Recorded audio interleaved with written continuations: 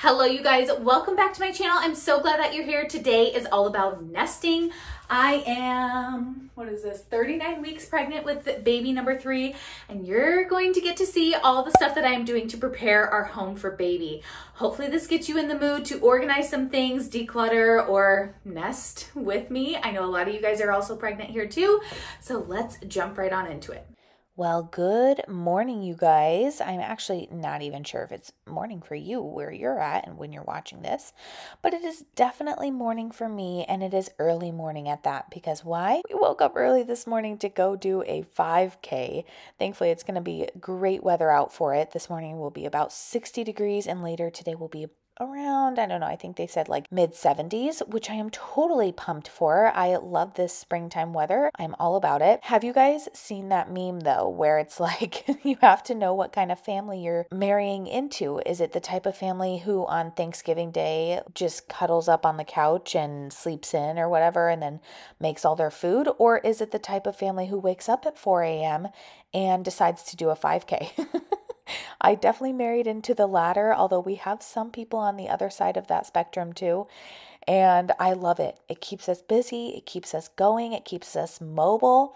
And yes, I am 39 weeks and I'm going to be doing a 5K. I will not be running it. There is absolutely no way. I know there are people who run throughout their entire pregnancy. I have not been running at all this pregnancy. I don't run during any of my pregnancies, honestly, because it's so uncomfortable, like in my pelvic area. I don't know how else to say that. It's the weight of the baby. And because I feel like I typically carry pretty low, especially this pregnancy, this has been my lowest pregnancy in terms of like how I'm carrying my belly. And it is definitely wearing on me. I really don't have any kind of pain at all, which is fabulous to say for 39 weeks pregnant. Honestly, I feel very blessed because the last 2 times the back pain at this point in time could have nearly done me in. But I really feel pretty good. I just am having so much pressure and so much weight down in my pelvic area because of how low baby is sitting, which is all fine and good because I guess that means labor is going to go well. As you guys can see, we're already a little bit into this video and I have been carpet cleaning. I love this carpet cleaner machine. We've had it for years. It still works great. And I just make sure to clean out the dirty water bin every single time that I use it. And I feel like it's kept it in really good condition. We've moved across the country so many dang times with this thing. But if you have pets, if you have kids, if you have just feet going on carpet or rugs, you need a carpet cleaner. I'm showing you all like the dirty, nasty water because that's the fun stuff to see, right? While I'm here, I thought I would just do like a little belly bump since this is all about nesting. I'm 35 weeks and a couple days. It is Easter Sunday. Oh, I had a cardigan on over this, but actually the weather turned out to be so warm. Anyway, baby is kicking me and I'm so excited to get this stuff done. My face is really filling out. Labor is definitely coming soon. We are moving on to clearing out a drawer in my dresser for baby's things, which you guys will see later on in this video. I have this drawer of jeans that I just cannot bring myself to get rid of because I know someday I will be back in that size of jeans. The thing is, I've kept these jeans for so long. One, I literally never wear jeans because I'm usually always in the summertime, I'm in shorts or a dress, and then in the wintertime, I'm in leggings. And that has been years that has gone on like this because I don't find jeans very comfortable, but they are so flattering. Here's the other thing is I have not been in these size of jeans since, well, the last time that I was in them was when I was postpartum with Isla, and it was probably around I want to say 10 months postpartum, maybe. And then it's like, I don't want to be chasing around a toddler and a baby in jeans. But I keep them anyway because I'm like, I can't bring myself to get rid of them. Here's the deal. They've kind of gone out of style already because they're skinny jeans.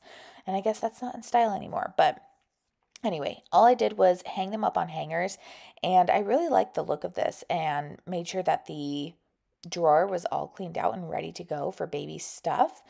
And I'm also cleaning out this lower drawer in my nightstand, which was good that I did this because I found my baby wrap that I had been looking over for months. I Didn't even realize it was right in front of my face. It's the Solly baby wrap, which I really, really like for like their newborn days. And then I usually move into like a softer structured carrier. And yes, baby carriers are important. They are one of my most used things when I have a baby. Like if I had to make a must-haves list, a baby carrier would 1000% be on there. It's the only way that I can get things done, even when it was just my first child. So I usually use the Happy Baby carriers for the soft structure carriers because I like that I can sit down in them. And that part is actually really important. So I cleared out that bottom drawer before I am getting things ready to move the baby's bed in there. We've always used this Nuna pack and play for the kids. And that's because we used to live in a 1-bedroom place back when we had Logan and Isla, actually. And the reason I like it so much is because it's super easy to set up and tear down, but you can also take the mattress, like things out, the things that give it structure, and you can wash the entire mattress. It also comes with a sheet, which most pack and plays do not come with a sheet, and the sheet is like velcroed onto the bottom for safety for the baby, so it literally never comes off, and you can wash that as well, which is super important when you have a baby, or I guess maybe you don't have babies who spit up, but I have babies who spit up. That is just the way it goes in our house. Like I am unzipping this DockATot that I got out of our storage area, and it had a breast milk stain on the bottom of it. Babies just spit up wherever they are. Like you could be picking them up out of the crib and all of a sudden there's spit up all down the side of the crib and you're like, how in the world did that get there? But sometimes when you leave these things in storage for a while, like the last time that we used it was almost, I don't know, a year and a half ago, they look like they're totally clean going into storage, and then the breast milk stains kind of like develop over time, like the spit up stains and things like that. And usually they just come out with a quick wash. I tend to spray mine with a stain remover, which happens to be the exact same stain remover that I was using on our carpet as well. You can use it on carpet, and I love that stuff. It's the Puracy stain remover. So I ended up doing that with a bunch of the stuff that I took out of storage, including these baby clothes that I am taking out right here. And you might be like, are you picking through a girl bin? Are you having a girl? I want you to know we truly do not know the gender of this baby, and we are finding out at birth, which is now any day. I am 39 weeks and yeah, I think just 39 weeks. 39 weeks and 0 days. So it literally could be today, or it could be I'll be induced by the end of the 41st week if I have not gone already, but I'm hoping that I go. I had a baby at 39 and 5 and a baby at 40 weeks exactly. So I'm assuming sometime later this week is probably when baby will make their debut, or maybe right after this 5K that I get done waddling through. I am picking through all the baby clothes though. And I picked through the girls and boys bin. When we had Logan, my whole thing was that I did a bunch of gender neutral clothing. And I'm glad that I did that because it's worked well for every baby. And you can use it with every baby. I'm showing you the breast milk stains that kind of develop over time when they're in storage. And I just sprayed it with that Puracy, I think it's just called the stain remover. I always check the arms too, like because they have that up by their face. And then I threw it into the wash and just let it sit with like the rest of the clothes for, I don't know, I probably gave them maybe like 15, 20 minutes, and all the stains came out, which was fabulous. But we do not know if we're having a girl or a boy. Most of the clothes that we bought with our first were gender neutral, and then we ended up buying a lot of pink things for baby girl, which was our second. And now this is our third, and it's going to be a surprise gender. But I thought, you know what, I'll just pull everything out, girls and boy clothes, and we just have a lot of like white and pink things. So it kind of looks like we're having a girl, but I promise we do not know. 50-50 chance, I guess, huh? And I have this helper with me. This is Isla. She's our little 2-year-old, almost 2-year-old, not even yet.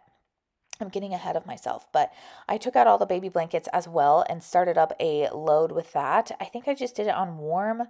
I usually do our linen type stuff on hot just to sanitize it, but we had a couple blankets in there that I didn't want to ruin. I got what are those blankets called? The Barefoot Dreams blankets, and somebody, well, it was my sister who gifted us a baby Barefoot Dreams blanket with Logan, and I've used it for each baby, and it has been my favorite blanket to use. I know they're pricey, it was such a wonderful gift, and we have gotten our like entire use out of it. So I'm just folding up the baby clothes after they came out of the dryer here, folding up blankets and little swaddles. I'm not sure if we'll swaddle this time. We'll have to see. And that little hat that you can see there with like the white on the bottom and like the little writing on the black, it's a little Nike hat, and it's the hat that Logan wore home from the hospital. I have had my kids all wear the same outfit going home from the hospital, and I don't even know if you see me folding it in this video, but it's a little black onesie from a brand called Baby Breeze, and it is just so comfortable, and it's still in great condition after all this time of now being the third kid to use it on. And so that's what I'm bringing to bring baby home in. And I will just pair either that hat that Logan wore home or the bow that Isla wore home. I don't know. I just feel like it's kind of fun and sentimental. And also I don't have to think too much into it. I am someone who would love to go out and buy all of the baby clothes and all of the baby things and all the baby bows and spend all that money. But also, I don't want to spend that money. That's why I don't go out and do it. I'm just pretty frugal. So a lot of these are hand-me-downs. There's a couple outfits in there that we bought, and we get our fair share use out of them. Like, they were pricey, but we love them. They're like the bamboo clothing and stuff like that. But for the most part, a lot of this stuff is hand-me-downs, and it literally totally looks like we're having a girl. So if we end up having a boy, I'll just pull out all those like pink things that we don't end up wearing. I just thought it was easier to have them ready to go and already washed than to end up having a girl and be like, well, now let's go through the girl bin. Like, I wanted it already done. And instead, I can just take out all the pink things and throw them back in the girl bin if we end up having a boy. So now I am trying to figure out the car seat. This car seat is also great. This is the Nuna Pippa. I know they've come out with like newer versions. I think they have like a Nuna Pippa Light or something like that. The reason we didn't get that one when I was pregnant with Logan, because this was Logan's car seat way back in the day, is because you can't use it without a base. And there have only been a few select times that we've used this car seat without a base, but it has been nice that I can use it without a base and just strap it into the car with the car seat. And look at Isla's foot. I told you she's my little helper. She's always around here, but I am making a really large effort to keep our kids off of social media. I probably will be showing the baby a little bit just because, oh my gosh, you guys, my kids don't even look at all the same what they looked like when they were a newborn. And I really love having those memories of like the first 24 hours in the hospital and things like that. And I will be sharing their name.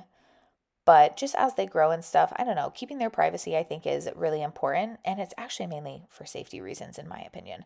But I'm putting together this car seat, which took me a hot minute. Okay, I have this really sped up.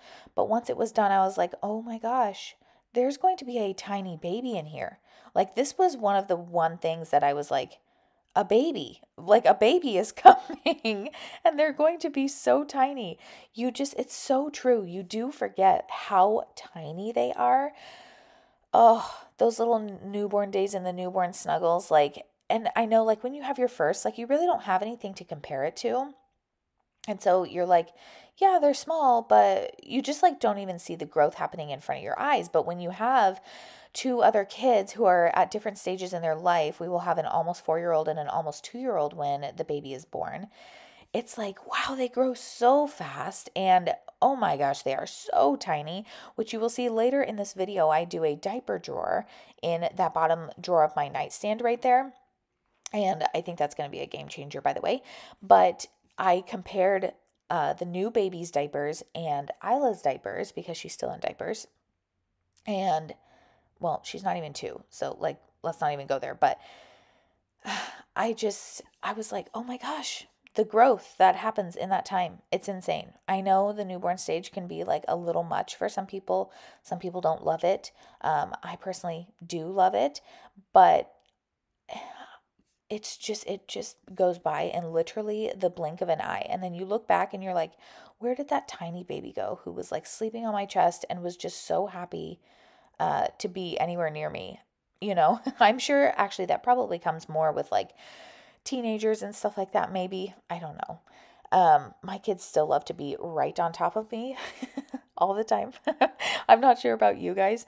I love it. I these days have been feeling, I don't want to say touched out because touched out is not the word, but my belly this pregnancy has been so sensitive. By the way, if you can't tell what I'm doing, I'm putting the docket top back together, and this thing is a pain in the butt to put back together, okay? It is worth it to have around, but I wonder if a Snuggle Me would have been better, but I'm not going out and buying something different now because we've had this since Logan, and I'm just not spending that money. Anyway, my belly has been so sensitive this pregnancy, so sensitive to the touch. It is very painful, and that has been like one of the things that I've been having pain with. If I don't touch it, there's no pain, but I think it's because of how low I'm carrying the baby and how forward I am carrying the baby. Like all of my baby belly is out in front of me. It's not to the sides of my hips. It's literally just like in front and then hanging down. And I think that's causing maybe a larger ab separation. It's also probably because I've just had, now this is the third baby that we've had kind of, back to back to back in less than 2 years, like less than 2 years in between each of them.